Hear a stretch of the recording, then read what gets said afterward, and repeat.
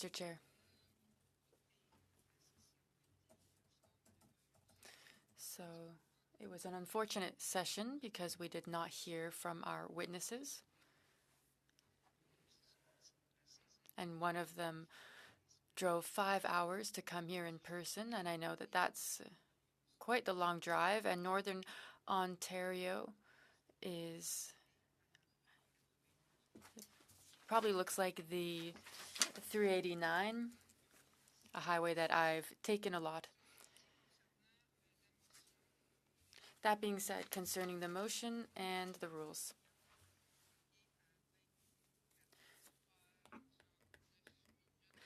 So we were given 24 hours, 39 minutes notice of this meeting at 3:22. So that was just over 24 hours before the meeting. This is not an emergency debate. This is a study that was already underway. This was not a 1064. And this is not our typical sitting day. Usually we sit on Tuesdays from 11 to 1 and Thursdays as well at the same time. So I'm wondering who is benefiting from this filibuster. And if you want to find out, you can simply look at many different videos that you can find on social media. So I would ask that we vote on the motion as quickly as possible. We only have 13 minutes left. I think that we could use these 13 minutes to hear from our witnesses. So in terms of procedure, we can talk about many things pertaining to this. But right now, it's important to think of respect. We will have another meeting tomorrow that was also given less than 24 hours notice, and they did not provide a 1064 for this meeting. Now, I have no issue with meeting during break weeks, even if it changes up my meetings with organizations. It makes me change my schedule. Of course, hybrid work is great, but I think we're all tired of it. And it doesn't offer the warmth, the eye contact of being there in person and being there with those that matter to us and for those that we represent. So if possible, I would request a vote on the motion. Thank you. Okay, we have Mr. Genuis, then Mr. Baines. Well, thank you, Chair. I guess since we are here, I'll move an amendment that tries to make this stupid motion make a little bit more sense, plausibly. Again, I wish we weren't here. I wish we were hearing from the witnesses, but my amendment would strike out the words from given the chair. Strike out the words given the chair made a unilateral decision to cancel the meeting on October 10th, 2024, then call the meeting with less than. And it would add after the word the chair adhere to the. It would strike out the words the committee members and replace them with or, and strike out the words and respect a minimum 48-hour notice period while adhering as much as possible to the committee's usual schedule. The revised would read that the chair adhere to the usual practice of 48 hours of notice during a constituency week without consulting other parties, or request the chair consult and obtain the consensus of the parties for calling meetings during constituency weeks. This amendment would be consistent with Standing Order 1064. It wouldn't seek to violate the rules of the House. It would require a 48-hour notice period or agreement of the parties to proceed. So it would address what some have claimed to be the motivating issue here.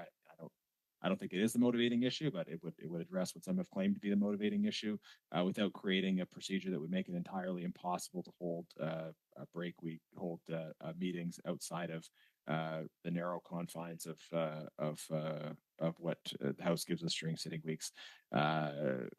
Look, we on the substance of this, we have we have tight constraints during sitting weeks, especially as it relates to House resources, and we've seen how this plays out. So the constituency weeks they do provide some time and some opportunity where we're not under the same resource constraint. So I think this is a reasonable amendment. You know, like it's frustrating because if we had been approached in advance of this meeting, if we had set aside some committee time, if we had worked out, we could have gone back and forth and gotten to this much earlier. But I'll put forward that amendment now. I mean, I wish we were hearing from the witnesses, but the amendment is there, and we'll see how people react to it. And I don't know if there's a way of bringing it home, so to speak. Send that up.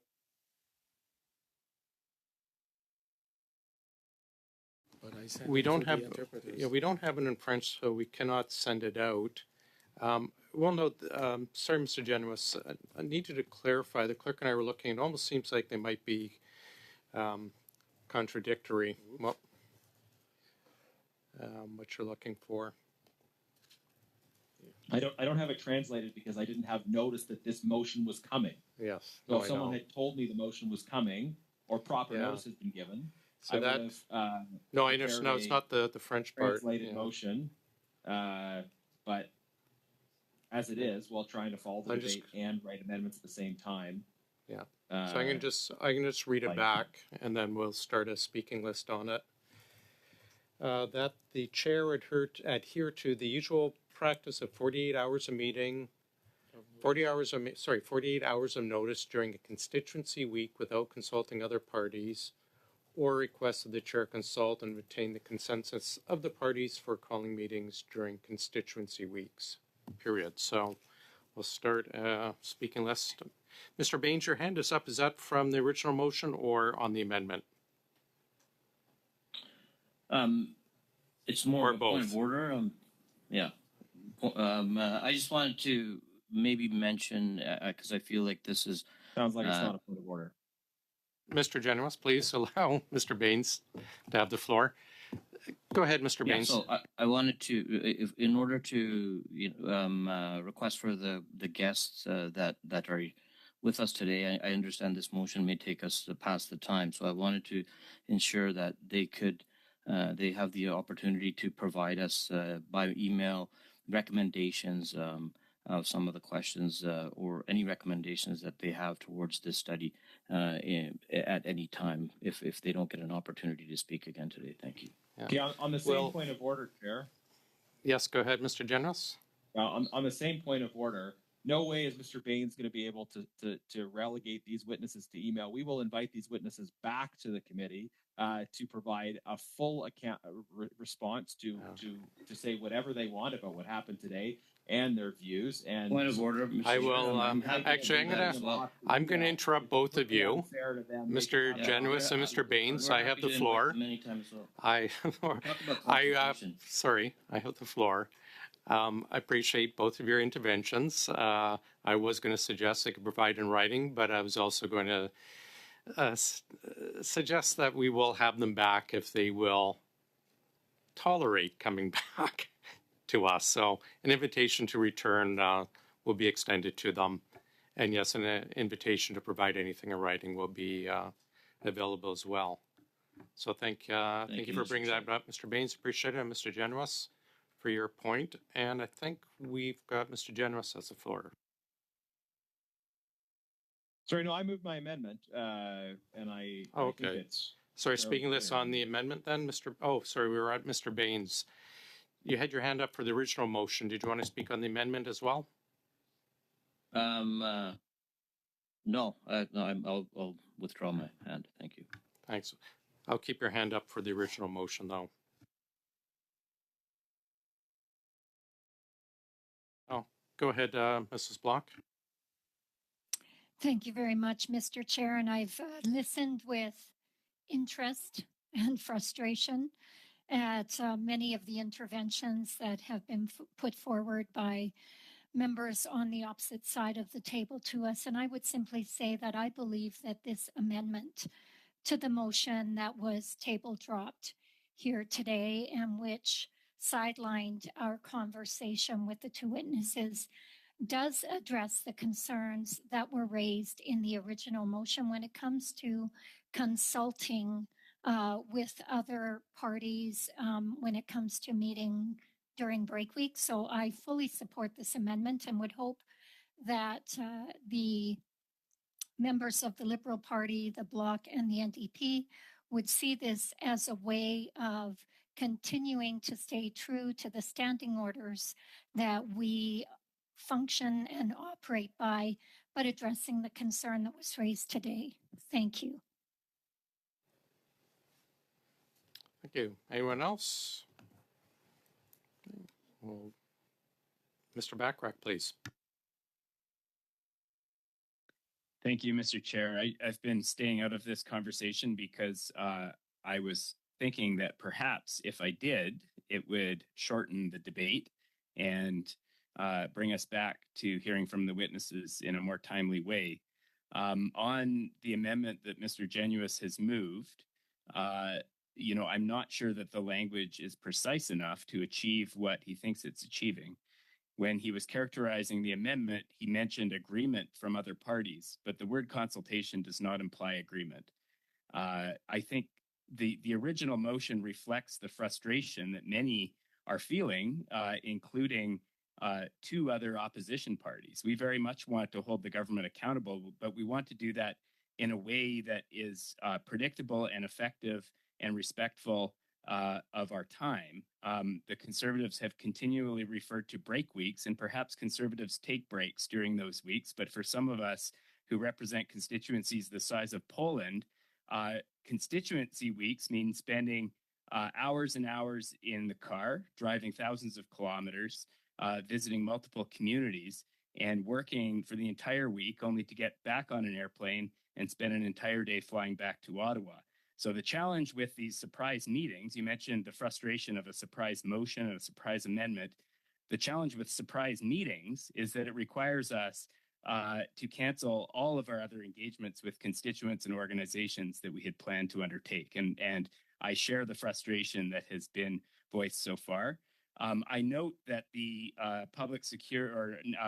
Committee for National Security and Public Safety is having an emergency meeting on a very pressing matter, and that meeting was established under Section 106.4, which provides for consultation with the other parties. It doesn't require unanimity. It requires that a certain number of members of the committee consent to the meeting being held, and it compels the chair to schedule that meeting accordingly. I don't see any reason why we can't have an agreement among us as members of this committee to not hold meetings during constituency weeks unless the conditions of Section 106.4 are met. I think that would be a very reasonable compromise that would allow the opposition parties to effectively hold this government to account, to hear from witnesses on time-sensitive and important emerging matters, and to conduct the work of the committee in the best possible way while also respecting the schedules of the members of the committee, some of whom represent ridings on the other side of the country. So I can't support the amendment because I don't believe that the wording reflects the intent of the mover, and I don't believe that it significantly strengthens the procedure from where we are now. I would support an amendment that gets us back to the place where we don't hold meetings during constituency weeks unless a certain number of members of the committee agree that such a meeting is warranted. Thank you. Mr. Brock, very briefly. Oh, yeah. Signaling to you. Yeah. Mr. Backrack, we are out of resources, so I will be adjourning, I'm afraid. Maybe you can put that, your proposed amendment in writing, and I have it ready for when this debate resumes. But we are adjourned.